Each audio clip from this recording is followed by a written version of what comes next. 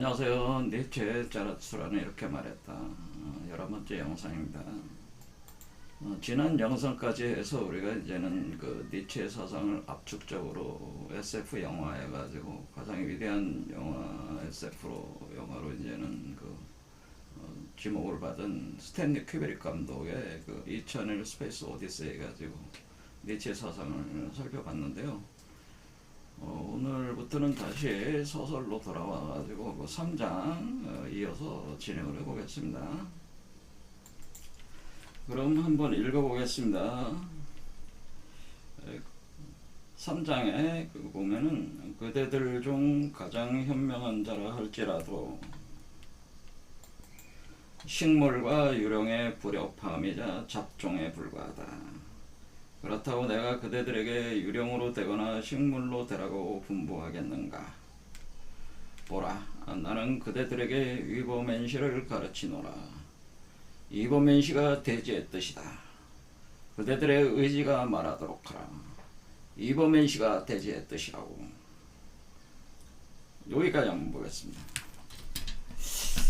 자, 그래서 여기서 이제 위보맨시가 대지의 뜻이다 라고 하면서 위버맨시가 대지의 뜻이라고 이렇게 반복적으로 하면서 위버맨시와 대지를 연결을 시켰어요. 이게 도대체 무슨 의미냐라는 거죠. 그러니까 우리가 니체 철학은 대지의 철학이다 이렇게 볼 수가 있습니다. 철학은 대지의 철학. 그리고 이 대지의 뜻은 바로 위버맨시가 되라는 것이다. 라고죠. 위버맨시에 있다라고 하는 거죠.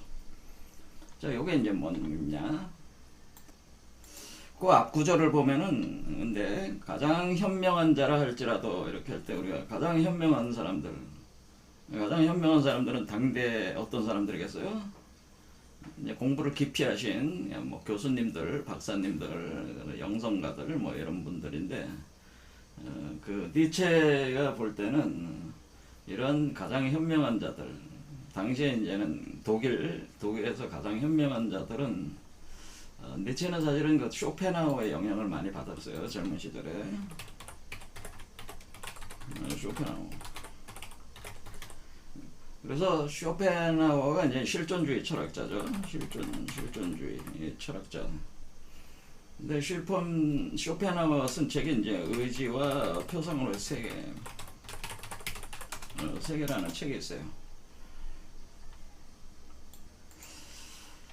그래서 이 책에 이제 젊은 시절에 이제 니체가 이 책을 읽어보고 이 책이 마치 나를 위해서 존재하는 책인 것 같다라는 말을 할 정도로 자기 친구들에게 말을 할 정도로 굉장히 깊은 그 영향을 줬다는.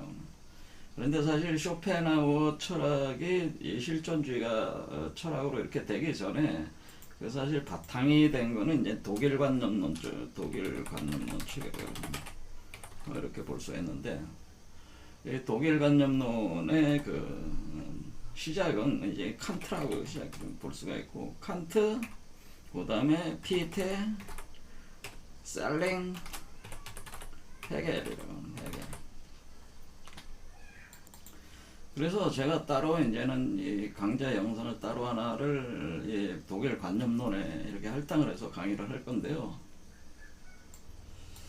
여기서 이제는 우리가 이제는 헤겔이 요 앞에 있는 사람들 걸 이제 집대성했다 이렇게 볼 수가 있겠는데, 이 헤겔 철학이 이 사람은 이제는 그 정신현상학이라는 책을 썼는데, 이 정신현상학이라고 하는 요 정신은 이제 절대정신이라고 우리가 보는 거죠.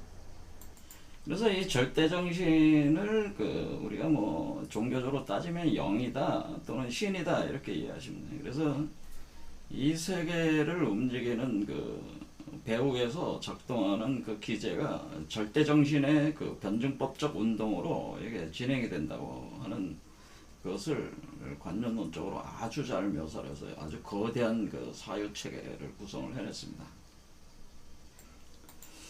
그래서 우리가 경험하고 있는 현상의 그 경험적인 감각세계라고 하는 것은 우리가 절대정신이 표상화가 된 것이다. 그러니까 절대정신을 자신에게 자신의 절대 정신이 스스로를 소외시켜 나가면서 다시 그 소외로부터 벗어나서 다시 합쳐 들어오는 그런 절대 정신의 그런 운동이 배후에서 움직이면서 이 세계로 자신을 드러내고 있다는 거죠. 그 드러냄이라고 하는 것이 그것이 우리 현상 경험적 감각 세계가 드러나는 것이고 그런 식으로 그것이 또 역사로 또 드러난다 이렇게 표현하는. 자, 이 헤겔의 이런 사상을 완전히 뒤집어 엎은 사람이 바로 막스입니다. 마르크스가 헛소리 하지 마라. 그래서 마르크스는 절대 정신이 아니고 물질이 그러니까 절대 정신의 자리에다가 물질을 갖다 놓은 거예요. 그래서 이것을 경제사회적 분석을 통해 가지고 우리가 이제 자본주의가 어떻게 붕괴가 되고 프롤레타리아 혁명이 일어나는가에 대한 마르크스가 그 논리를 이제 만들어내요. 그래서 그것을 우리 제가 대학교 다닐 당시에 많이 공부하던 게 이제는 사람들이 이제 마르크스주의거든요. 마르크스주의 공부를 할 때 우리는 어떤 식으로 공부를 그때 이제 많은 분들이 뭐 하부구조가 상부구조가 구축한다 이런 그러니까 하부구조를 통해서 상부구조가 만들어진다는 거예요. 그런데 이게 지금 헤겔은 반대죠. 상부구조가 하부구조를 구축한다. 이게 헤겔의 개념이라면 이걸 뒤집어 도전시킨 거죠. 전도시킨 거란 말이에요. 막시즘이라고 하는 게. 그리고 이것이 이제는 양적 축적돼 가지고 질적 변환이라는 거죠. 변환. 그리고 이런 것이 이제는 변증법적 운동을 하는 겁니다. 변증법적 운동이라고 하는 것은 우리가 정반합. 자, 여기서 그러니까 헤겔은 상부구조, 정신이 물질을 표상시킨다라고 하는 절대 정신의 운동이. 근데 마르크스는 반대로 하부구조가 물질이 절대 정신의 정신 세계를 만들어낸다. 상부구조를 만들어 나간다. 이런 어떤 개념을 가지고 있는 거죠. 자, 그러면은 양적 운동이 질적 변환한다는 건 같아요. 헤겔이나 마르크스나. 그리고 변증법적 운동한다는 것도 같은 개념이에요. 근데 뭐가 틀려? 이원론적 체계에 의해서 우리가 크게 보면 이제 정신과 물질로 이렇게 보는 이원론적 체계에서 정신 운동이 물질을 만드냐, 물질 운동이 정신을 구축하냐 이런 거에 관점이 틀린 거죠. 그리고 마르크스는 그것을 자본론이라는 걸 체계에서 이제는 아담 스미스의 국부론을 연구를 하고 당시에 이제 산업혁명의 그런 변화 과정을 관찰을 하면서 그것을 경제적인 측면에서 하나의 자체 가지고 있는 경제학의 내용의 국부론 하나의 논리적 어떤 그런 모순관계가 발생한다는 걸 알아낸 거예요, 사실은. 근데 오늘은 이제 제가 그런 설명을 하기 위해서 하는 건 아니니까. 그래서 결국은 프롤레타리아 혁명이 일어난다. 나름대로 그런 논리를 만든 거예요. 노동가치사를 기초로 해가지고. 자, 그런데 여기서 니체는 마르크스 얘기를 한 게 아니죠. 마르크스는 몰랐다 이렇게 보시면 돼요. 니체는 당시에 가장 강력한 영향력을 끼쳤던 사람이 이제 헤겔. 그리고 헤겔로부터 이제는 또 이제 쇼펜하우아가 연결이 되는 이게 다 이게 독일 철학 체계란 말이에요. 이게. 자, 그래서 헤겔의 독일 관념론은 한번 깊이 공부를 같이 해볼 필요가 있어요. 아주 굉장히 심오하거든요. 그래서 이거는 아마 다음 영상 정도에 진행을 해보겠습니다.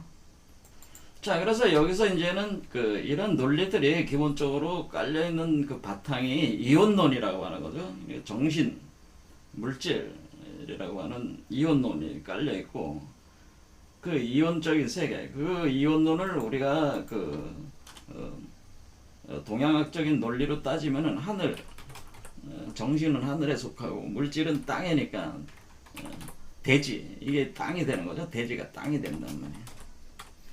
그러니까 우리가 당대의 독일에서 가장 똑똑하다고 하는 사람들이 거의 다 관념론적 철학. 그런데 그것은 정신우위의 철학이라고 하는 정신우위의 철학. 그래서 정신이 물질로 현상화된다라고 하는 그런 개념으로 이것을 철학을 그냥 심오하게 전개를 했는데, 니체는 어떠냐 지금? 니체는 완전히 뒤집어 엎어버린 거죠. 그러니까 그게 아니고 이게 정신이 하늘이고 물질이 땅인데 그게 아니고 돼지가 그런 얘기죠. 돼지가 위버맨시는 돼지의 뜻이라고 했으니까 왜 정신 물질에서 정신의 우위성을 강조하고 하늘과 땅에서 하늘의 우위성을 강조한 거를 뭐 뒤집어 엎어버리니까 뭐 이렇게 전도를 시켜버린 거죠. 완전히 개념을. 이게 굉장히 이건 사실 마르크스주의는 아닌데 개념 자체가 완전히 뒤집어 버렸다는 거죠. 자, 그래서 그 니체가 보기할 때는 정신이라고 하는 것은 일종의 그 유령이다라고 본 거예요. 유령. 이건 유령이고 유령과 같은 현상이고 고스트란 말이에요. 고스트. 물질이라고 하는 것은 마치 식물과 같다는 식물. 그러니까 정신과 물질이 이온론화되다 보니까 정신과 물질이 제대로 합하지 않고 어떻게 되냐. 그러니까 하늘의 세계와 땅의 세계가 각각 따로따로 노니까 혼합하지 않는 거죠. 제대로 혼합하지 않으니까 그런 상태의 정신을 유령이라고 얘기한 거고요. 그런 상태의 물질을 식물이라고 얘기하는 거예요. 정신이 물질 속에 투입되지 않고 물질이 정신을 구현하지 못한 상태이기 때문에 완전한 합함, 융합이 없는 상태다 보니까 그냥 정신은 정신대로 유령과 같이 흐물흐물거리고 있고 육체는 뭐 빈곤한 상태죠. 물질적으로 생기가 없는 상태. 그런 어떤 상태로 식물과 같은 상태가 됩니다. 힘이 없는 상태, 파워가 없는 상태로 떨어져 있다고 하는 거예요. 그래서 정신과 물질이 이렇게 그러니까 혼합이 이거는 그러니까 이 표현 자체가 그러니까 이건 뭐예요? 이게 그 융합이 제대로 안 돼. 융합이 안 되어 있으니 뭐예요? 안 되어 있으니까 어떻게 되냐? 그러니까 정신은 유령처럼 물질은 식물처럼 돼가지고 이것이 두 개가 합해 있는 그 상태 자체가 마치 잡종이다라고 그러지. 이 상태가 잡종이다라고. 잡종. 그러니까 잡종이라고 하는 거는 뭐예요?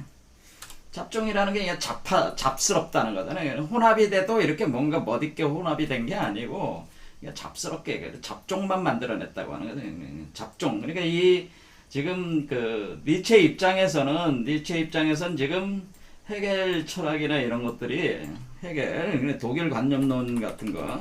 당대 가장 뛰어난 철학이 사실 독일 관념론이거든요. 이 독일 관념론적 철학이라고 하는 것이 일종의 잡종에 불과한 철학이거든요. 불과하다. 잡종 철학이라고 이렇게 본 것이죠.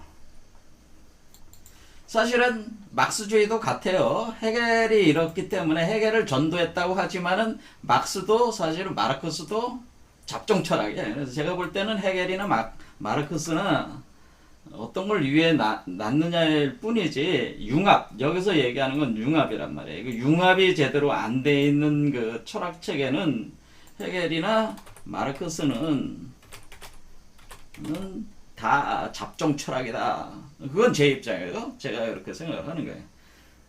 근데 여기서 니체는 지금 헤겔, 쇼펜하우어 이런 사람들을 염두에 두면서 이 사람들이 가장 현대에서 위대한 철학자들로 추앙받고 있는데 이 사람들이 사실은 잡종 철학을 하고 있다고 하는 그러니까 일종의 그 이원론 그러니까 하늘과 땅을 분리를 시키고 정신과 물질을 분리시킨 상태에서 정신의 우위성을 강조를 하면서 이것을 철학을 전개하고 있으니까 마치 정신은 유령처럼 작동하고 물질은 식물처럼 흐물흐물거리고 있으니까 이 모든 게 잡종 철학으로 지금 잡종화가 돼 있다라고 하는 겁니다.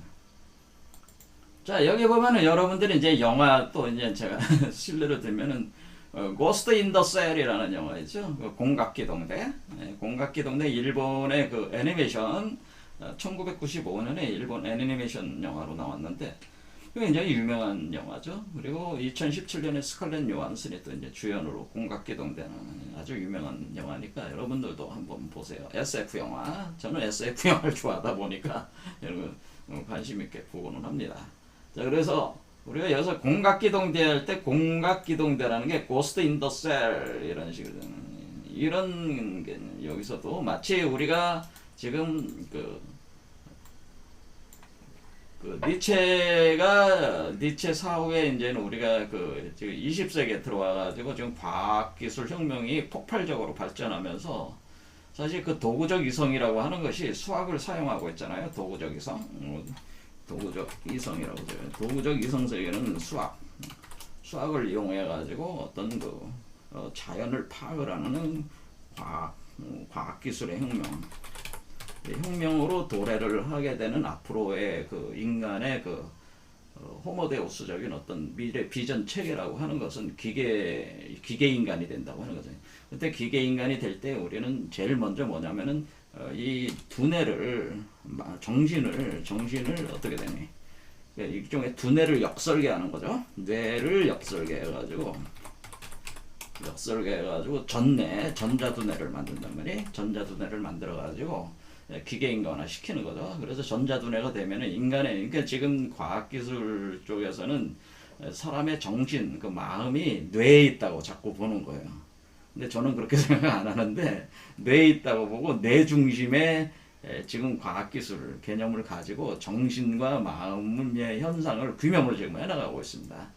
근데 저는 포인트가 좀 잘못 잡혔다고 보는 입장인데, 어쨌든 뇌를 역설계를 하는 겁니다. 뇌를 역설계를 해가지고 그것을 요즘에 우리 삼성에서 만들어내려고 지금 우리가 램 주로 이제는 단기 기억 할 수 있는 주로 이제는 생산의 세계 1위잖아요. 그리고 지금 TSMC가 파운드리라고 그러죠. CPU 같은 거 그런 거 위주로 만드는 주문 받아서 만드는 거죠. 자, 그래서 이렇게 파운드리 개념으로 이렇게 파운드리 개념 여러 가지 소자들을 그렇죠. CPU들을 이렇게 연결을 해가지고 이제는 병렬 처리를 한다든가 양자 컴퓨터 형식으로 해가지고 이렇게 전자두뇌를 이렇게 두뇌의 신경망 회로를 모사를 그대로 해는 거죠. 모사를 해가지고 전자두뇌를 만드는 거예요. 그런데 이 전자두뇌는 기계잖아요. 인공지능 기계인데 이 기계에다가 사람의 의식을 심는다라고 할 때 사람의 의식을 고스트라고 했다. 고스트. 유령이죠, 유령. 자, 우리 의식을, 마음을 기계에다가 심을 때 정보를 심어주는 거니까 어떤 기억 요소들을 심어주는 거니까 우리가 기억 조작을 할 수가 있는 거잖아요. 그러니까 그런 부분을 다룬 게 고스트 인 더 셀인데 이런 게 이제 잘 표현해 주는 거죠. 이제 셀이라고 하는 것이 바로 껍데기라는 뜻이니까 이 전자두뇌라는 껍데기에 영혼을 심는다, 혼을 심는다, 유령과 같은 걸 심는다 이런 개념하고 비슷하다고 보면 되네. 그러니까 여기서 지금 얘기하는 정신은 유령이고 이게 바로 고스트죠. 물질은 전자두뇌 기계인간이다 생각하시면 되는 거죠. 그래서 우리 심어가지고 이렇게 하라는 게 사실 우리 현재의 트랜스 휴먼 추구하는 것도 이와 비슷한 개념이에요. 니체 생각이 아마 니체가 20세기에 이렇게 살고 지금 저와 같은 시대에 산다면은 이 기계인간도 이런 개념이라고 자기는 생각을 할 겁니다. 니체가. 그러니까 트랜스 휴먼도 잡종이라는 거죠. 다시 해서 트랜스 휴먼도 잡종이다 이렇게 이제는 표현을 할 것이다. 저는 그렇게 보는 입장이에요. 그래서 니체는 뭐라고 얘기를 하냐면은 자, 요런 거를 생각을 쫙 가지고 이제 다음 구절을 읽으면 이해가 돼. 내 형제들이여 그들에게 간곡히 바라노니 대지에 충실하라. 그대들에게 초지상적인 희망을 말하는 자들을 믿지 마라 라고 하네. 그들은 자신들이 알고 있든 모르고 있든 독을 섞는 자들이다 라고 표현했어요. 자, 그래서 뭐라고 얘기하냐면은 초지상적 희망. 그러니까 초지상적. 그러니까 우리 대지를 벗어난 초지상적인 어떤 정신 우위의 그런 희망. 그런 것이 이제는 우리가 이제 방금 봤지만은 해겔의 정신현상학의 절대정신 같은 거. 또는 그게 이제는 꼭 해겔만 그렇게 하는 건 아니에요. 자, 우리가 절대정신 같은 개념. 또는 우리가 영지주의 이제 해겔의 관념론에서 해겔 관념론의 절대정신 개념도 있고 그 다음에 영지주의 철학에서의 빛과 어둠이라는 이원론 개념에서 빛 위주의 사고 그러니까 어떤 빛이 어둠 속에 빠진 인간을 구원한다는 이런 개념도 잘못됐다고 보는 거예요. 자, 그리고 그런 개념들이 이제는 가면은 뭐가 되냐면 우리가 기독교의 그 영혼불멸 사상. 그러니까 영혼이라는 게 있어가지고 육체와 그러니까 우리가 원래 그 기독교 원래 그 성경에는 영혼과 육체라는 개념이 따로 분리가 되어 있질 않아요. 그런데 나중에 그게 이제는 지금 오늘날 이제 기독교인들이 자꾸 생각하는 게 영혼이라는 게 있어가지고 불멸하고 있다라는 생각을 갖고 있는데 그게 아니거든요. 그런 개념이 원래 성경에는 없어요. 근데 그거를 이제 그것도 하나의 이데올로기를 만든 거죠. 근데 영혼불멸 사상에 많이 빠져 있단 말이에요, 사람들이.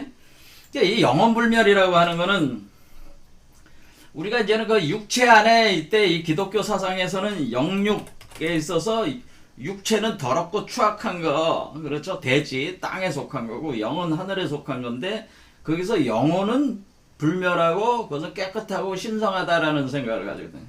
그래서 자신들은 죽으면은 영혼은 죽지 않으니까, 불멸하니까, 하늘의 요소니까 올라가서 천국에 들어간다. 이런 생각을 가지고 있단 말이에요.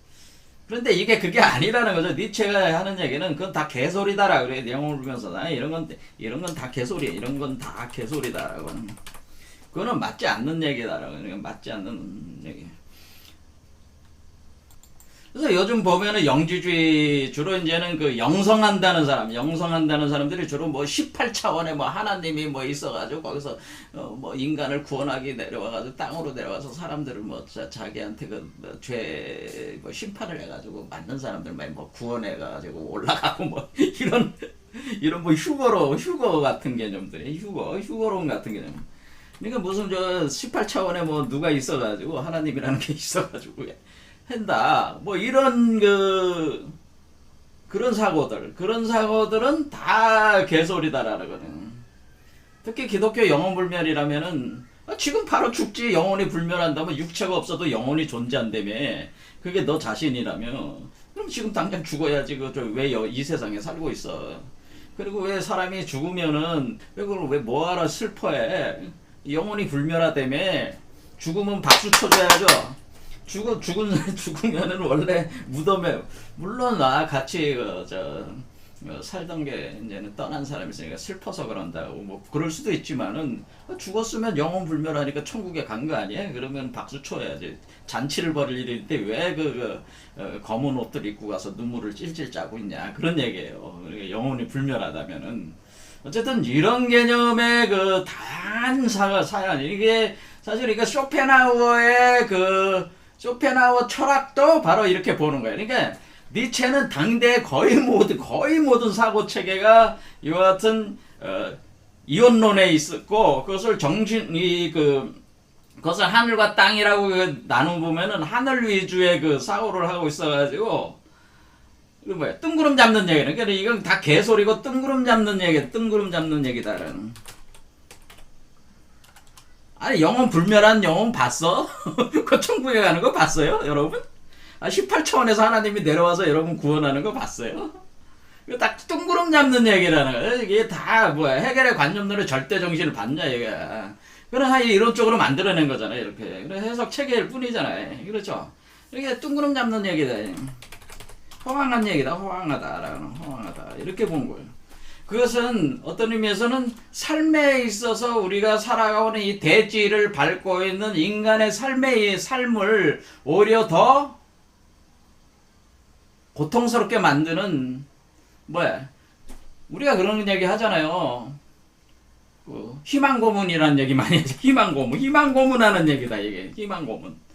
그러니까 사실은 없는 걸 가지고 있는 것처럼 이렇게 생각을 해가지고 그것을 현실의 삶에 있어서 우리는 이제 죽으면은 천국에 가고 뭐 이렇게 하니까 현재 그런 것을 참고 견디면서 이 억압적인 현상, 노예도덕으로 살고 있는 노예인간으로 살고 있는 인간 말종의 현상을 참고 견디라는 일종의 희망 고문과 같은 얘기들이 되는 거기 때문에 이런 것들은 다 개소리다라고 하는. 현실을 생명력 있게 살지 못하게 하는 철학적 구조라고 하는 겁니다. 그래서 이런 자들은 알고 있든 모르고 있든 이 사람들도 뭐야 나름대로 자신들이 아주 그냥 고도적으로 그 사고 체계를 그냥 철저하게 연구를 나름대로 하는 거예요. 머리를 그냥 굴려가지고 이론을 만든 거잖아요.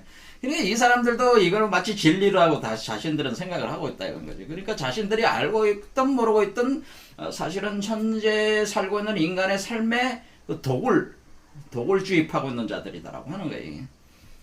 그렇죠. 그래서 초지상적 희망 고문하는 자들, 이런 자들을 믿지 말라는, 이거 다 헛소리다라고 하는 겁니다. 저들은 삶을 경멸하는 자들이고 말라 죽어가는 자들이다라고. 네. 이 땅의 세계는 더럽고 추악하고 죄악의 세계로 보는 거니까 이 자들은 하늘은 우리가 하늘로 올라가야 되니까 하늘의 모든 가치, 좋은 가치는 다 가지고 땅은 모든 좋지 못한 가치들을 가지고 있으니까 항상 하늘로 올라가려는, 상승하려고만 이렇게 생각을 한다는. 근데 우리는 지금 이 세계, 땅의 세계에 살고 있는데 항상 마음은 어래? 저 하늘에 가 있다는 거지. 그러면 죽어야지 지금 당장 땅에서 없어지는 것이 현명한 거 아니겠어요? 그런데 그것도 안 하면서 이런 사상을 자꾸 불어넣으면서 하고 있으니까 이 자들은 사실은 생명 있게 사는 대지의 생명을 경멸하는 자들이죠. 삶을 경멸하는 자들. 삶을 삶답게 살지 못하게 하는 그런 철학 체계들이라고. 그러니까 거의 모든 종교나, 종교들도 다 그렇죠. 사실 뭐, 불교도 마찬가지잖아요. 이 세계는 카르마 세계니까 카르마 세계를 벗어나야 된다. 그러니까 이 카르마 세계, 그러니까 불교에서 뭐라 그래, 불교. 우리 기독교 비판만 했는데, 불교 비판은 뭐예요? 불교는 이 세계는 그 망상이고, 허상은 그렇잖아요. 마야 환영의 세계인데, 뭐야, 이거 벗어나야 돼. 그렇게 하려면 어떻게? 그거는 다 뭐 때문이면, 자라는 게 자상, 에고라는 게 있기 때문에 그래. 뭐 이런 식이에요. 에고가 있어서 그래. 그러니 에고를 죽여. 뭐 이런 식으로 에고를 죽여야 된다. 에고를 죽여. 그러니까 그걸 이제 불교에서는 아상이라고 하나. 아상을 죽여야 된다는 게. 그러니까 그 무아로 만들어라. 무아로 만들어. 그러니까 다 나라는 거를 다 죽여라. 그럼 나라는 게 없으면 현실을 어떻게 살란 얘기야. 호박된 얘기는 무아로 우리가 뭐 불교적으로 뭐 우리가 모든 게 다 인연에 따라서 뭉쳤다 흩어졌다. 그러니까 아라고 하는 것도 뭉쳤다가 아처럼 생각하지만 아무것도 아니까 흩어져. 그럼 뭐야? 그러면 그러니까 그 무아 사상이는 무아 사상. 그러니까 무아로 가야 된다. 뭐 그래가지고 앉아가지고는 뭐 하는 거예요? 알아차림 수련, 알아차림이라고 해서 마음 챙김이라고 해가지고 마음이 일어나면 그걸 소멸시키는데 전념하죠. 그러니까 가만히 앉아서 식물처럼 앉아가지고 그 마음을 바라보면서 마음을 소멸시킨다. 그래서 그 나라는 아상이 만들어내는 하나의 그 그림들이니까 그걸 소멸시켜서 무아로 만들어라라는. 그러면은 내가 살아가고 있는 나가 없다면은 무슨 의미가 있다고 하니 그러면서 뭐하러 살아. 그래 그냥 죽으면 되는 거지. 그렇죠? 어쨌든 이것도 지금 불교 철학도 따져보면 무상론이라고 하는 것 자체가 일종의 뭐예요? 현실답게 살지 못하게 하는. 그러면서 이 세계는 마치 카르마 윤회의 수레밖에 갇혀있는 세계로, 그런 고통스러운 세계로 보니까 여기서 벗어나는 방법은 무아로 만드는 방법밖에 없다. 그런 식의 이제 가르침들 계속 하고 있는 거잖아요. 그러니까 이게 이제 다 비슷하다고 하는 거죠. 이렇게 죽어가는 자들이며 스스로 중독된 자들로 대지는 저들에게 지쳐있다. 이런 자들이니 저쪽으로 떠나는 것을 좋아할지도 모른다. 그러니까 그럴 바에는 빨리 여기서 빨리 독약이라도 먹고 죽어라. 뭐 하늘이 좋다며 하늘로 빨리 가. 이 세상에 살지 말고 무아가 좋다며 그럼 뭐 빨리 죽어. 그냥 뭐가지 자르면 되는 거 아니야. 그럼 사라지는 거 아니야. 그러니까 빨리 가 그런 얘기예요. 그래. 자, 여기서 이제는 우리가 그러니까 니체 사상은 뭡니까? 결국 우리가 이제 크게 보면 이제 이원론을 비판하고 있는 거예요. 이원론을 비판하고 있는데 이원론에서 뭐냐면은 하늘과 땅으로 나눠진, 그러니까 하늘과 땅은 대지란 말이야. 이렇게 해가지고 하늘은 정신, 땅은 물질과 생명, 이렇게 보면은 하늘은 정신, 정신, 뭐 영혼, 뭐 이렇게 본다면은 땅은 뭐야? 이거는 물질, 생명이 되겠죠? 물질 생명의 세계를 뭐야? 하면서 항상 요게 하늘 정신과 영혼을 자꾸 의성을 두고 자꾸 그 물질, 땅, 대지, 생명의 세계를 자꾸 하찮게 보고 더럽고 추악하고 그 죄 많은 세계로 이렇게 보면서 하니까 삶 자체가 고통스럽잖아요. 그냥 사는 것도 힘들어 죽겠는데 이런 사고들이 그냥 퍼져 있으니까 사람들이 너무 힘든 거예요. 맨날 앉아서 기독교인들 하는 건 뭐, 저는 죄인입니다. 저는 죄인이에요. 이런 죄인을 갖다가 구원해 주셔서 너무 감사합니다. 하지만 그것 자체가 침울한 거지. 내가 죄인이라고 그랬어요. 자기가 죄인으로 생각하니까. 죄 많고, 자기 힘으로는 벗어날 능력도 없고, 완전히 꽁꽁 없이 감옥에 갇힌 존재로 보는 거예요. 마찬가지로 불교도 마찬가지예요. 칼마에 갇혀가지고 거기서 꼼짝없는. 이건 뭐 1년 2년 뭐 이번 생에서 벗어난다는 보장도 없고 수천억 년을 흘러도 벗어날 수 없는 업으로 쌓여 있다고 하니까 악업이 악업을 계속 낳는 거니까 인가론에 따지면 그렇죠? 2년론에 따지면은 뭐예요? 벗어날 수가 없는 거야. 그래서 악업이 악업을 계속 낳는 거기 때문에 벗어날 수 없고 그러니까 이게 그럼 다음 생에 태어나도 이거는 맨날 이렇게 악업 고통이고 이게 그 다음 생에 태어나도 이게 불교적으로 따지면 윤회론으로 따지면요. 그러다가 잘못해가지고 내가 뱀으로 태어날 수도 있고 개구리로 태어날 수도 있고 쥐로도 태어난다고 하니까 불교에서는 그렇죠. 그러니까 이거는 더 무시무시한 거죠. 그러니 이거 인생을 이게 산다고 하는 것 자체가 이게 인생을 사는 게 아니잖아요. 그렇잖아요. 그러니까 이게 이제는 니체가 볼 때는 이러한 어떤 그 종교적인 사고, 대부분의 다 종교적인 사고가 바로 이러한 사고고, 그리고 나름대로 철학적으로 위대한 철학을 전개했다는 사람들도 다 보면은 뜬구름 잡는 얘기들을 하고 있다는, 아무것도 그 현실적으로 증명되지도 않는 뜬구름 잡는 얘기들 가지고, 그냥 뭐 절대정신이 어떠느니, 뭐 브라만이 어떠니, 아트만이 어떠느니, 뭐 뜬구름 잡는 얘기들에 영혼이 뭐 불멸한다느니 뭐 뜬구름 잡는 얘기들만 계속 하고 있다는. 그러니까 이런 것들이 다 희미하고 유령과 같은 얘기들만 하고 있지. 우리가 명징하게 과학기술적 그런 것처럼 우리가 눈에 실제로 경험하고 체험적으로 체험되는 것도 아닌 그런 뜬구름 잡는 얘기들만 계속 하고 있다. 지금 영성가들도 그렇다는 거예요. 끊임없이 뜬구름 뭐 18차원에서 누가 내려와서 나를 구원한다느니 그런 뜬구름 잡는 얘기들을 계속 하고 있다. 휴가가 된다느니 뭐 뜬구름 잡는 얘기를. 뭐 미륵불이 온다느니 뭐 이거 끝나지 않은 그 허황된 얘기들이 계속 그냥 진행되는 허황됨. 이런 허황됨이라고 하는 것이 이런 것들이 이제는 그 삶을 더 어떻게 돼? 삶을 더 지치게 만든다고 해서 삶을 더 지치고 고통스럽게 만들고 있다라고. 자, 그런데 우리가 이제는 니체의 이러한 이원론에 있어서 이런 현상을 우리 동양 철학에서는 뭐라고 얘기하냐면 천지비다. 그걸 표현해서 그건 천지비 현상이다. 그러니까 우리가 여기서 이제 상징으로 천지비 이렇게 되네. 천지비 이렇게 천지비. 이게 이제 하늘, 땅 이렇게 이제 괴로 이렇게 표현하게 보겠어. 자, 이렇게 해가지고 지금 니체 이런 사고가 그냥 한마디로 단순 명확하게 딱 표현하냐면은 그거는 천지비 현상을 설명하고 있는 겁니다. 라고 하는. 자, 요게 하늘이에요. 요건 땅이에요. 그러면 하늘은 하늘대로 땅은 땅대로 돌아. 그러니까 서로 합하지 않고 따로따로 놀면서 만들어내는 건 그냥 잡종들만 만들어내는 것인데 이게 이제 우리가 이거를 가리켜서 우리가 하늘, 이렇게 되는 하늘천. 이 위에 있는 게 하늘천, 요게 짝대기 세 개 있는 거. 가운데가 뻥 뚫려 있는 요거는 세 개 있는 거는 뭐예요? 땅지 이렇게 되는.